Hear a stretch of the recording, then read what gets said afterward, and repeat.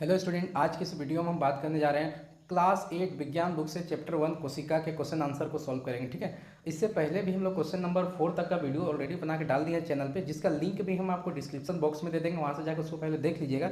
इसके बाद ये पार्ट 2 वीडियो है क्वेश्चन आंसर का। तो आज हम लोग बात करने जा रहे हैं क्वेश्चन नंबर 5 से। तो क्वेश्चन नंबर 5 में क्वेश्चन है कि यूकैरियोट्स एवं प्रोकैरियोट्स में अंतर लिखिए। तो यानी कि यूकैरियोट्स और प्रोकैरियोट्स में अंतर लिखना है। तो यूकैरियोट्स तथा प्रोकैरियोट में क्या अंतर होता है? तो यूकैरियोट्स जो होते हैं और प्रोकैरियोट्स होते हैं, अंतर दिखाने के लिए ऐसे दो बॉक्स बनाएंगे। इसमें पहला हम लिखेंगे यूकैरियोट्स और दूसरा हम लिखेंगे हम लोग प्रोकैरियोट्स। तो पहला हम लोग इसका डिफिनेशन बताएंगे कि ऐसी कोशिकाएं जिसमें झिल्ली युक्त सुसंगठित केंद्रक पाया जाता है उन्हें हम लोग यूकैरियोट्स कहते हैं। ठीक है, तो ऐसी कोशिकाएं होती हैं जिसका जो केंद्रक होता है सुसंगठित होता है, उसको हम लोग यूकैरियोट्स बोलेंगे। प्रोकैरियोट्स में क्या होता है कि ऐसी कोशिकाएं जिसमें केंद्रक पदार्थ केंद्र झिल्ली के बिना होता है, जो केंद्रक पदार्थ होता है उसके बाहर में झिल्ली नहीं होती है, केंद्रक झिल्ली के बिना होता है, ऐसे हम लोग कोशिकाओं को प्रोकैरियोट्स कोशिकाएं कहते हैं। ठीक है, पहला तो ये हो गया। दूसरा हम लोग बता सकते हैं कि यूकैरियोट्स कोशिकाओं में झिल्ली युक्त कोशिकांग पाए जाते हैं, जैसे कि जीवाणु, नीले हरे शैवाल। और अगर बात करेंगे प्रोकैरियोट्स में, तो कोशिकाओं में झिल्ली युक्त कोशिकांग नहीं पाए जाते हैं, जैसे कि जंतु और पादप का कोशिका। ठीक है, तो इस तरीके से हम लोग ये दोनों के बीच में अंतर स्पष्ट कर दिए। ठीक है, अब हम ये क्वेश्चन नंबर 5 था, अब हम लोग बढ़ेंगे क्वेश्चन नंबर 6 की ओर। तो क्वेश्चन नंबर 6 में है पौधा कोशिका एवं जंतु कोशिका में चित्र बनाकर स्पष्ट करना है। ठीक है, तो पौधा कोशिका और जंतु कोशिका के बीच में अंतर स्पष्ट करना है, अभी चित्र बना के। तो हम लोग चित्र यहाँ बना चुके हैं। अब यहाँ पर हम लोग देखेंगे क्या क्या है, अंतर बताना है। तो इस तरीके से ये जो आपको दिख रहा है ये जंतु कोशिका है। ठीक है, ये जो दिख रहा है आपका पौधा कोशिका है, ये बना लेंगे ये चित्र। इसके बाद हम लोग क्या करेंगे, यहाँ से बहुत सारी चीज़ ऐसी है जो कि जैसे हरित लवण, ये पौधे कोशिका में होगा लेकिन ये आपको जंतु कोशिका में एब्सेंट मिलेगा। ठीक है, ऐसा ही बहुत सारा चीज़ होगा, जैसे कुछ चित्र कॉमन है, प्लाज्मा झिल्ली दोनों में होगा, गल्जिकाएं दोनों में होगा, अंत प्रद्वीय जलिकाएं दोनों में होगा, केंद्रक दोनों में होगा, केंद्रिका दोनों में होगा, केंद्र दोनों में, केंद्र कोशिका द्रव्य दोनों में होगा, रिक्तिका दोनों में होगा, माइटोकॉन्ड्रिया दोनों में पाया जाता है। ठीक है, जंतु कोशिका में भी और पौध कोशिका में भी। कुछ कुछ ऐसी चीज़ें हैं जिससे हरित लवण नहीं पाया जाता है, ये सिर्फ पौधे कोशिका में पाए जाते हैं। रसधानी ये जो होता है ये सिर्फ जंतु कोशिका में पाया जाता है, और इसके अलावा रिक्तिका।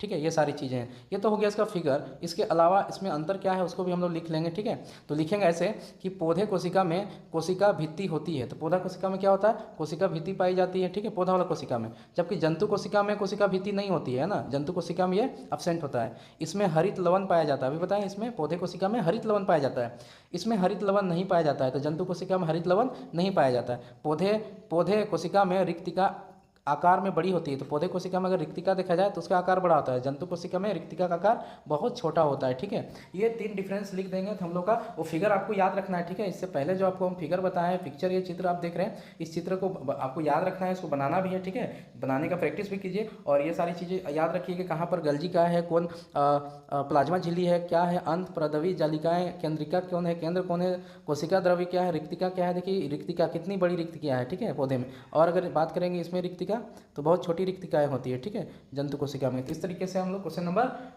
6 को भी कंप्लीट कर लिए। ठीक है, अब हम लोग बढ़ते हैं नेक्स्ट क्वेश्चन की ओर, क्वेश्चन नंबर 7 में। तो क्वेश्चन है कि कोशिका जो है, कोशिका में क्रोमोसोम और गुणसूत्र कहाँ पाए जाते हैं, उसके कार्य बताना है। तो कोशिका में क्रोमोसोम और गुणसूत्र केंद्रक में पाए जाते हैं। जो कोशिका होती है, कोशिका का जो केंद्रक होता है वहाँ पर गुणसूत्र और क्रोमोसोम दोनों पाया जाता है। ठीक है, गुणसूत्र जो है जीन के धारक है, यानी कि गुणसूत्र में जीन के धारक है, यानी कि उसमें जीन होता है। ठीक है, आने वाले जनरेशन अनुवांशिक गुण उसमें होता है, तथा अनुवांशिक गुणों अथवा लक्षणों को जनक से अगले पीढ़ी में हस्तांतरित करता है। ठीक है, तो ये है क्रोमोसोम और गुणसूत्र का कार्य। क्या करता है वो, ये जो है आपको समझा दे रहे हैं कि केंद्रक में पाए जाते हैं और गुणसूत्र जीन के धारक होते हैं। और अनुवांशिक गुणों, यानी अनुवांशिक गुण है, बॉडी का कलर, बॉडी आँख का कलर, बाल का कलर, डिजाइनिंग है ना, बॉडी कितना लंबा होगा, छोटा होगा, मोटा होगा, पतला होगा, ये जो सारा अनुवांशिक गुण है वो क्या होता है, हस्तांतरण होता है अगले पीढ़ी में। ठीक है, कहाँ से, क्रोमोसोम और गुणसूत्र के माध्यम, जो कि केंद्रक में पाया जाता है। ठीक है, तो ये क्वेश्चन नंबर 7 को भी हम लोग कंप्लीट कर लिया। बढ़ेंगे हम लोग क्वेश्चन नंबर 8 की ओर। कोशिका भित्ति पौधे में क्या कार्य करती है? तो कोशिका भित्ति पौधे कोशिकाओं में सुरक्षा का कार्य करती है। तो कोशिका भित्ति पौधे में कोशिका में सुरक्षा का कार्य करती है। ये हो गया क्वेश्चन नंबर 8 का आंसर। ठीक है, क्वेश्चन नंबर 9 का आंसर क्या हो जाएगा, कोशिका के आकार का जीवों के आकार के साथ कोई संबंध नहीं होता है। क्या आप इससे सहमत हैं? अपने उत्तर का कारण बताइए। नहीं, क्योंकि दोनों के आकार मूलतः कोशिका विभाजन से निर्धारित होता है। तो ये हम लोग का आंसर हो गया। ठीक है, और इस चैप्टर का जितना भी क्वेश्चन था, क्वेश्चन नंबर 9 तक का जो क्वेश्चन है, क्वेश्चन को पूरा इस वीडियो के बाद में क्या है टोटल कंप्लीट हो जाएगा। आई होप कि पूरा वीडियो आपको अच्छा से समझ में आता होगा, ठीक है। अगर कुछ कोई भी दिक्कत है तो कमेंट कर सकते हैं, और साथ में अभी तक अगर चैनल को सब्सक्राइब नहीं किया तो चैनल को सब्सक्राइब कर लीजिए, साथ में बेल आइकन को भी हिट कर लीजिए, ताकि जब भी नया वीडियो अपलोड हो सबसे पहले नोटिफिकेशन आप तक जाए। और अगर वीडियो पूरा पसंद आया तो लाइक का बटन भी दबाएंगे और अपने दोस्तों के साथ में शेयर भी इसको कीजिए, ठीक है। मिलेंगे हम लोग नेक्स्ट वीडियो में इसी तरह के वीडियो के साथ में, तब तक के लिए जय हिंद, जय झारखंड।